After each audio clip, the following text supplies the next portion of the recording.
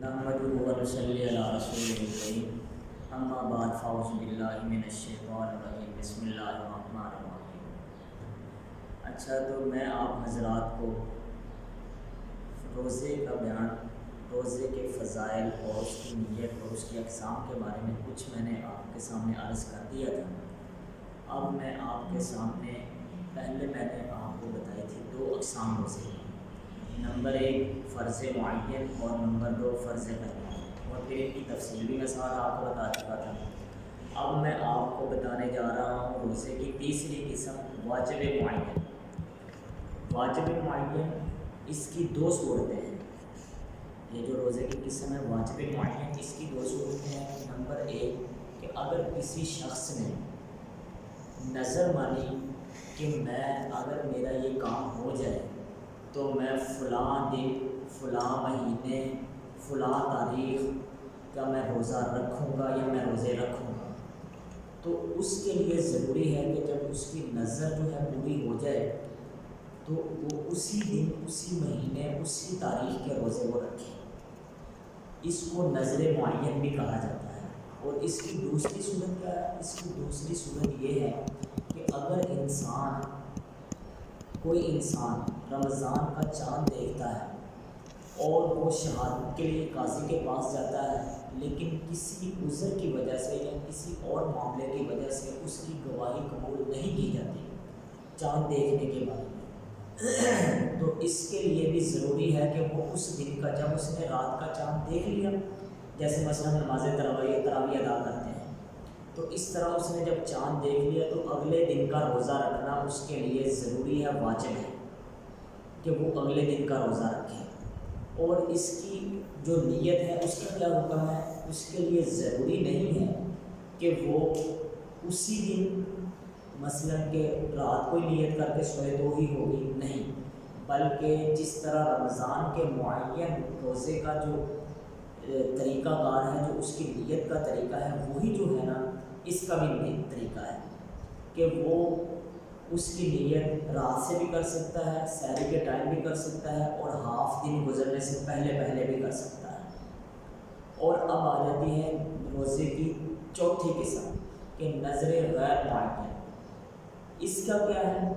اس کی بھی بہت سی صورتیں ہیں، جس میں سے میں آپ کو بتاتا چلوں کون سی ہیں۔ نمبر 1 کہ اگر کسی نے روزے کی اگر یہ منت مانگی کہ اگر میرا فلاں کام ہو جائے تو میں روزے رکھوں گا، اتنے روزے رکھوں گا، لیکن یہ نہیں کہا کہ فلاں مہینے کے رکھوں گا یا فلاں تاریخ کو رکھوں گا یا کس طرح، کوئی اس طرح متعین نہیں کیا، تو اس کے لیے لازمی ہے کہ جب وہ کام ہو جائے تو وہ روزے رکھے، اس کے اوپر ضروری ہے رکھنے۔ اس کو نظر غیر معین بھی کہا جاتا ہے۔ یا پھر اگر کسی نے اس طرح کہہ دیا کہ واجب غیر معین کی دوسری صورت یہ ہے کہ وقت اور تاریخ متعین نہیں کی، اس کے اندر یہ تو آ گیا کہ وقت اور تاریخ، مہینہ کچھ بھی متعین نہیں کیا اس نے، لیکن اس کی جو نیت ہے اس کے بارے میں کیا ہے؟ اس کی صورت یہ ہے کہ انسان کے لیے ضروری ہے کہ وہ رات کے وقت سے ہی نیت کرے۔ کیا ضروری ہے؟ کہ رات کے وقت سے ہی نیت کرے۔ اگر رات کے وقت سے نیت نہیں کرے گا تو اس کا روزہ نہیں ہوگا۔ اور پھر اس کے اندر وہ روزہ بھی نفلی آ جاتا ہے۔ ایک قسم یہ بھی آ جاتی ہے کہ اگر کسی نے نفلی روزہ رکھا لیکن بعد میں اسے توڑ دیا تو وہ بھی پھر جو ہے نا اس کے لیے واجب غیر معین کے اندر آ جائے گا، یعنی کہ وہ روزہ اس کے لیے رکھنا لازمی ہو جائے گا، لیکن غیر معین اس وجہ سے ہوگا کہ کوئی دن، کوئی تاریخ، کوئی وقت مقرر نہیں کہ کب اس نے رکھنا ہے، لیکن رکھنا ضروری ہے۔ اور اس کے اندر جو ہے بھی یہ بھی ضروری ہے، اسی کے اندر بھی ضروری ہے کہ نیت رات سے ہی کی جائے۔ اور اس کے اندر قسم کے جو ہے نا روزے آ جاتے ہیں، قضا کے روزے آتے ہیں، کفارہ ظہار کے روزے آتے ہیں، اس طرح جو بھی روزے ہیں یہ اسی قسم میں آ جاتے ہیں واجب غیر معین کے اندر۔ تو اس کے اندر ایسے حج تمتع کا بھی روزہ آ گیا، یا حج قران کے ادا کرنے میں کوئی یعنی کہ غلطی وغیرہ جو بھی معاملات ہوئے اس کا روزہ بھی آ گیا۔ یہ سارے روزے اسی واجب غیر معین کے اندر آ جاتے ہیں، یعنی کہ اس کے لیے یہ ضروری نہیں ہے کہ وہ روزہ اسی دن رکھے یا فلاں دن میں رکھے یا فلاں وقت میں رکھے، کوئی متعین نہیں ہے۔ اور اس کے اندر پھر آ جاتے ہیں پانچویں قسم جو ہے مسنون روزے۔ وہ کون سی قسم ہے؟ مسنون روزے وہ ہیں جن پر حضور صلی اللہ علیہ وسلم نے پابندی فرمائی ہے۔ مسنون روزے کون سے ہوں گے؟ جن پر آپ صلی اللہ علیہ وسلم نے پابندی فرمائی ہے، وہ مسنون روزے ہیں۔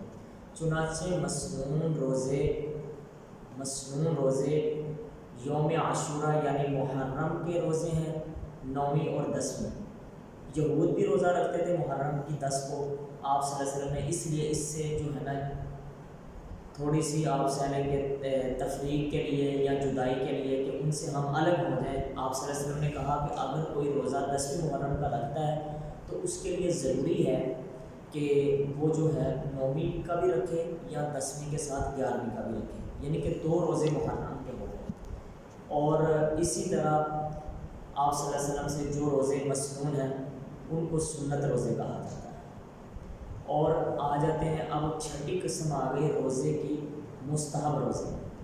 مستحب روزے وہ ہیں جس کے بارے میں آپ صلی اللہ علیہ وسلم نے ترغیب دی، یعنی کہ اس کا زیادہ اہتمام نہ کیا ہو، ترغیب ضرور دی ہو، اور یہ روزے مستحب کراتے ہیں۔ جیسے کہ آپ دیکھ لیں شوال کے جو ہے 6 روزے، یعنی کہ رمضان گزرنے کے بعد شوال عید کے بعد جو دن آتے ہیں ان کو عید کا مہینہ جو ہے وہ شوال کا مہینہ ہے، اس کے 6 روزے آپ صلی اللہ علیہ وسلم نے کہا ہے کہ رکھنے چاہیے۔ اگر کوئی انسان ان کو رکھتا ہے تو وہ اس نے گویا پورا سال روزے رکھے، اتنی فضیلت ہے، آپ صلی اللہ علیہ وسلم نے ترغیب دی ہے۔ اور پھر پیر اور جمعرات کے روزے بھی آپ صلی اللہ علیہ وسلم نے کہا کہ رکھ سکتے ہیں، لہٰذا یہ بھی مستحب روزوں میں آ گئے۔